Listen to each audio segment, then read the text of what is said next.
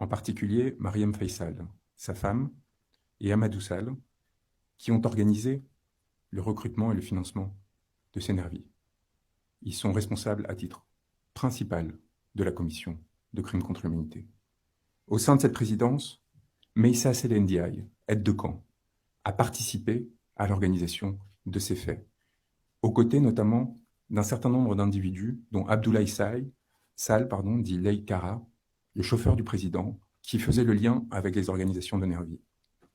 Autour de la présidence, des éléments extérieurs sur lesquels nous reviendrons, dont un certain Farban Gom, griot, ont joué un rôle extérieur qui consistait à créer des fiefs, à eux-mêmes constituer des groupes paramilitaires, à les armer, de façon à s'assurer que des crimes contre l'humanité soient commis. Afin d'armer ces nervis, la présidence de la République, elle-même, directement, en tant qu'institution, a mis en place des commandes d'armes particulièrement massives dont nous avons retracé dans le moindre détail le cheminement. Ces commandes d'armes ont été organisées avec l'aide d'un intime de Macky Sall qui s'appelle Gabriel Peretz. Gabriel Peretz, à la tête d'une société qui est bien connue, a fait livrer 104 tonnes d'armes à la présidence de la République au deuxième semestre 2022. Ces armes sont en partie encore stockées à l'ancien aéroport Léopold Sédar Senghor et font l'objet de distributions régulières et notamment de placement dans des caches dans certains espaces du territoire sénégalais de façon utilisée en cas de crise politique.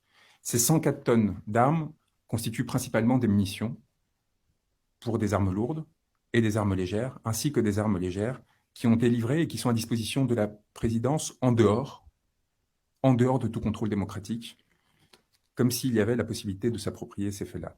Le financement de ce contrat nous semble être lié à toute une série de fonds spéciaux qui échappent au contrôle politique sénégalais et des représentants de la nation sénégalaise. Ils sont permis aussi par des avances qui sont faites par Gabriel Peretz, des lignes de crédit qui ont été octroyées jusqu'en 2024 à hauteur de 300 millions de dollars. Nous avons une attestation de la maison militaire de la présidence de la République, du colonel Adama Gaye, complice de crimes contre l'humanité, pour avoir, je cite, je sous-signais, colonel Adama Gaye, gouverneur militaire du palais, certifie par la présente que les matériels énumérés ci-dessous, fournis par la société Adecon Ltd, seront exclusivement réservés à l'usage du palais présidentiel. Munitions 5,56 x 45 mm de 500 grammes, quantité 3 550 000. Munitions 9 mm, quantité 3 250 000. Munitions 7,62 mm, quantité 210 000. Plus de 7 millions de munitions. Je cite ce document de la présidence de la République, de sa maison militaire, signé par Adama Gaye, 7 millions de munitions exclusivement réservées à l'usage du palais présidentiel, livré, document signé 11 octobre 2022. Dans quel régime politique qui se veut démocratique, une présidence de la République se fait livrer à usage exclusif 7 millions de munitions? Et quelles sont ses intentions dans la perspective de l'après? Gabriel Peretz a procédé à ces livraisons qui proviennent de Saint-Pétersbourg, de la Russie. Nous avons retracé le moindre cheminement de ces munitions et de ces armes et la façon dont elles ont été livrées à Dakar. Et il y a procédé dans le cadre des très nombreux liens qu'il entretient avec la présidence du Sénégal et avec M. Macky Sall, et il est donc complice de la commission de crimes contre l'humanité. M. Gabriel Peretz, qui est de nationalité belge, mais qui habite aujourd'hui en Israël, a été accompagné dans son travail par Marcel Zuckerman et par Biram Koulibaly, un aviateur sénégalais, qui a représenté la société AD dans l'opération dont il est question. Il nous apparaît que cette commande a été réceptionnée par la société sénégalaise d'ETL, 6 Ouest Foire, au numéro 45 à Dakar, qui est détenue par un certain Halil, qui se trouve être un ami très proche d'Amadou Sall, qui est, à ce titre, complice de la commission de crimes contre l'humanité. Nous avons jusqu'au manifeste des conteneurs, nous avons jusqu'à la signature du capitaine qui a transporté ces armes, nous avons tous les éléments qui permettent de prouver l'existence de cette livraison et la présence de ces armes encore aujourd'hui à l'aéroport Léopold Senghor. Nous avons l'ensemble des réservations qui ont été faites par M. Peretz au Pullman de Teranga, sa présence notamment à la veille des événements de mars 2023 au Sénégal, probablement pour les préparer, et les conséquences qu'il aura à subir.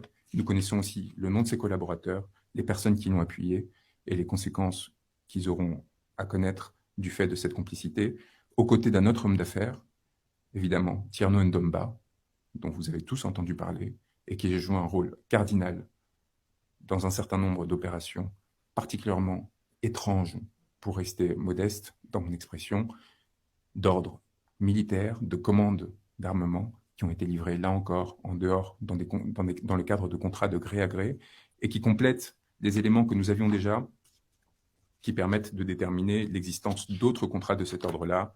Cela avait déjà fait débat dans l'espace public. Vous vous souvenez de ce contrat de 45 milliards de francs CFA avec le ministère de l'Environnement et le ministère des Finances. Nous avons donc les moyens qui sont apportés aussi via la société Norinco chinoise, qui a travaillé sur un certain nombre de ces contrats d'armement. Nous avons évidemment les responsables que tout le monde connaît, comme Mahmoud Saleh, comme Daouda Diallo, Abdoulaye, comme le général Joseph Mamadou Diop ou Ahmed Dione. Mais nous considérons que les plus responsables au sein de cette présidence ont été évidemment le général Mbaye Cissé et Oumar Wade, qui a été nommé le 6 avril 2023 dernier, dans un contexte particulier, ce qui, à notre avis, est le signe qu'il a eu une certaine difficulté au sein de la présidence pour maintenir son autorité du fait des événements, et ce qui a amené à l'organisation d'un certain nombre de désignations. La commission de violence à des fins politiques exige une impunité.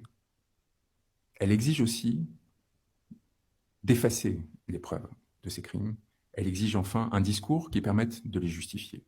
Le ministre de l'Intérieur vous en a fait la démonstration à plusieurs moments. Nous avons découvert que cette organisation discursive, cette tentative de légitimation des faits que nous sommes en train de vous présenter, au sein de la présidence, a été mise en œuvre notamment par Yorodia, qui est le coordinateur de la communication présidentielle, mais aussi par Eladji Malik Gueye et Wandifa Dramé. Au niveau de la communication, ceux-ci ont travaillé de façon coordonnée avec le porte-parole du gouvernement et avec d'autres instances pour s'assurer qu'il y avait une légitimation des actes qui étaient commis. Au niveau de l'organisation de l'impunité, le rôle évidemment d'Ousmane Houma, qui est notamment important comme conseiller juridique du président de la République dans l'organisation de la légitimation du troisième mandat, mais qui est aussi important, a un rôle cardinal dans la désignation des magistrats, pour s'assurer que les procureurs, que les juges n'enquêtent pas, et pour s'assurer que les enquêtes qui sont lancées n'aboutissent pas. Car il y a encore au Sénégal des magistrats et des fonctionnaires courageux qui essayent de faire la vérité, mais ce que l'on a vu et ce qui a été établi, c'est que depuis mars 2021, aucun des événements, je dis bien aucun des événements qui sont constitutifs de crimes n'ont fait l'objet, sinon de poursuites, du moins de procédures étant arrivées à leur terme, plus de 26 mois après les faits, ce qui nous amène aujourd'hui à mettre en œuvre la présente saisine. Nous en arrivons maintenant à l'organisation de l'appareil répressif. Une fois que vous avez les moyens, une fois que vous avez organisé les conditions qui vous permettent de vous assurer que cela pourra se dérouler, il faut que cela arrive.